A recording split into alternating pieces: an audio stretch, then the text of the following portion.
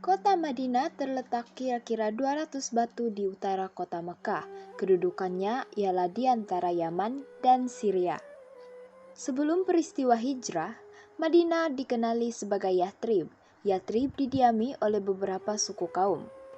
Bani Aus dan Kharaj merupakan dua puak Arab yang terbesar di Madinah.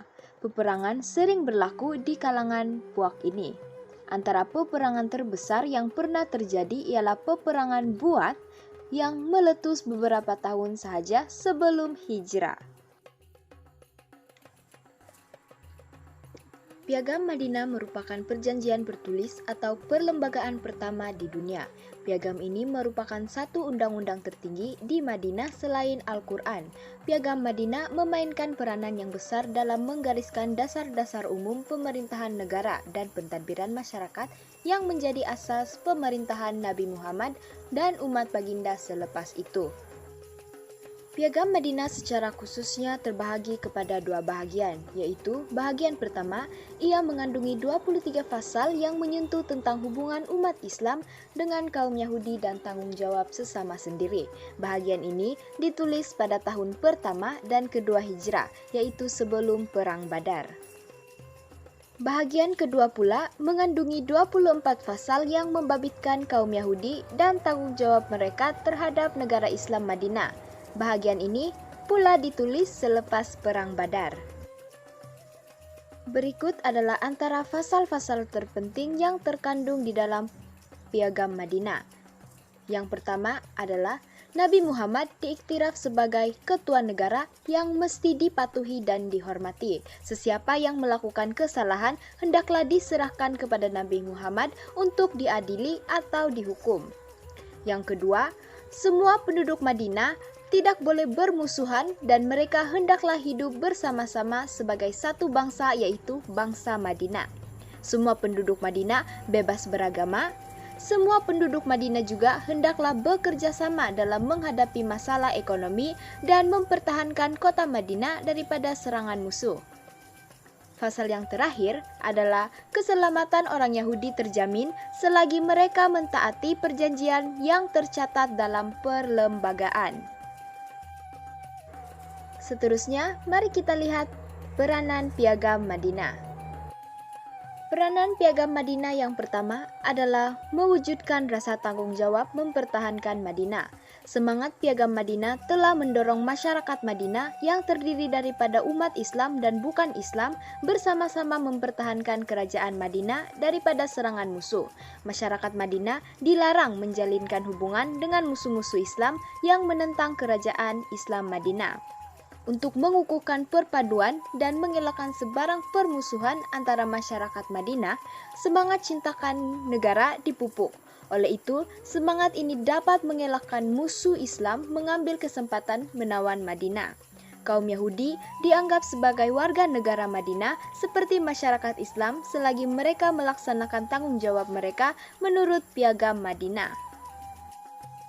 Peranan Piagam Madinah yang seterusnya adalah mewujudkan perpaduan umat Islam. Masyarakat Islam Madinah terdiri daripada dua kumpulan, yaitu golongan Ansar dan Muhajirin. Penekanan berkaitan dengan kerjasama dan bersatu padu antara masyarakat ini terdapat dalam Piagam Madinah. Selain daripada masyarakat Islam, piagam ini juga merangkumi kedudukan kaum-kaum lain yang terdapat di Madinah seperti kaum Yahudi, Aus, Kharaj, Quraisy, Parsi, dan Habsyi.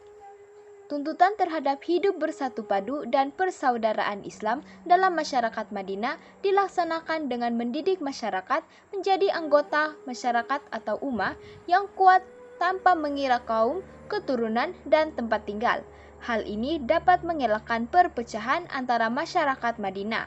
Jika berlaku perpecahan ini, musuh Islam boleh mengambil kesempatan untuk menawan Madinah. Persaudaraan Islam dapat mewujudkan masyarakat Islam yang tulen, berlandaskan akidah dan keimanan kepada Allah Subhanahu wa Ta'ala. Persaudaraan ini yang akan mewujudkan kerjasama antara masyarakat serta cintakan kedamaian dalam kehidupan. Selain itu, Penekanan terhadap musyawarah dalam pemerintahan merupakan peranan Piagam Madinah yang lain. Piagam Madinah mengamalkan prinsip musyawarah yang berlandaskan keadilan dalam pemerintahan. Semua kaum diberikan hak menyuarakan masalah kaum masing-masing. Penduduk Madinah juga diberi hak menyuarakan pandangan terhadap pemimpin. Hal ini dapat mengeratkan lagi hubungan antara rakyat dengan pemerintah. Mewujudkan keadilan dan persamaan terhadap masyarakat Madinah.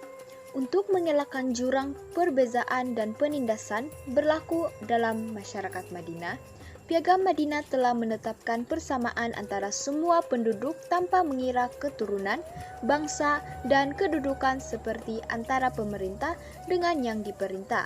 Kekayaan dibagikan sama rata antara masyarakat untuk mengelakkan penindasan golongan kaya ke atas golongan miskin. Setiap masyarakat juga bertanggung jawab untuk melaksanakan keadilan berlandaskan ajaran Islam agar mereka sentiasa hidup dalam keadaan aman dan sejahtera. Keadilan yang dilaksanakan berdasarkan syarat Islam ini memberi hak dan kebaikan kepada mereka.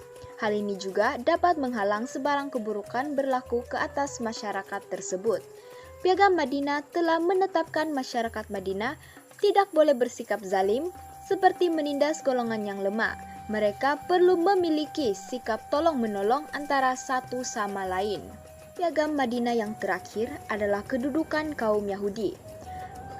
Masyarakat Yahudi diberi kebebasan untuk mengamalkan agama, adat, dan budaya mereka. Namun demikian, mereka tidak boleh memaksa penduduk Madinah untuk menganut agama mereka. Masyarakat Yahudi juga dilarang menindas kaum atau golongan yang lemah. Keselamatan kaum Yahudi dijamin melalui Piagam Madinah selagi mereka mematuhi piagam tersebut.